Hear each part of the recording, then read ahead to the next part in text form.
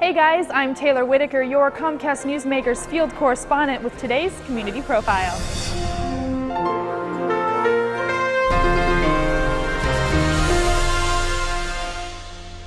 Well, I'm here at the 2015 National Convention of the Arcs Catalyst Awards Luncheon, here at the Marriott in downtown Indianapolis.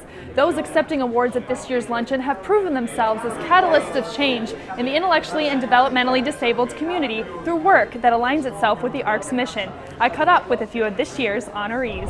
Well, the ARC is working to try to make a difference in the lives of people with intellectual and developmental disabilities and to protect and promote their human rights and to support their being included in the community. And the Catalyst Awards are an effort to recognize individuals and businesses and organizations that help advance that goal. Folks who are real catalysts for achievement in the lives of people with intellectual and developmental disabilities. Sometimes you don't hear the appreciation from people, and sometimes you don't see that you're making an impact when you're doing a policy change, or you're fighting for the rights of people, or trying to get companies to bring in individuals with intellectual and developmental disabilities.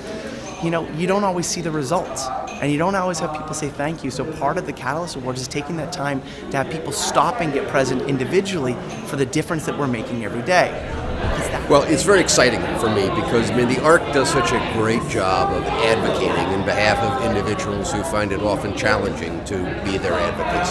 And I spend a lot of my time with people advocating to me, and it's great to see people who are advocating for human interests, not just private interests, out pushing and challenging us as to what we can be doing. Well, having KMR as a recipient of one of the first Catalyst Awards for media is quite an honor. You always hope that your work gets recognized, and the more it gets recognized, the more it becomes the norm, and that's the point. The point is to make it so that every talent agency includes people with disabilities in their roster, and it's just not happening, and so that's a step towards making it happen.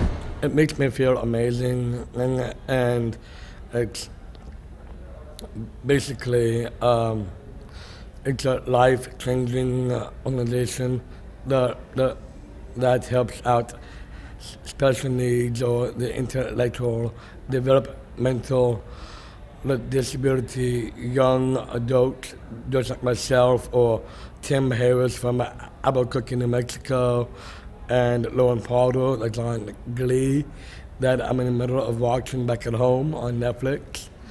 And I love that so much. She's my inspiration through that TV show that I love. We never set out to be a catalyst. What we set out to do was hire some good people.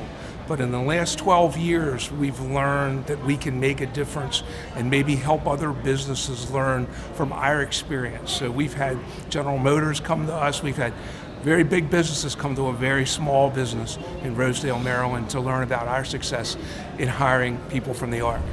I'm a type of person who believes in creating his own environment. So I created this environment where I meet great people and socialize with great people who want to change the world. So I'm honored to be here and associate with these people who get the same goal that I have. Well, for me, it's hard not to come away from this environment anything less than inspired, and I hope we can all strive to be catalysts of change in our own communities. For more information on the ARC, visit www.thearc.org or tweet the ARC using the handle @thearcus. For Comcast Newsmakers and CN81, I'm Talor Whitaker.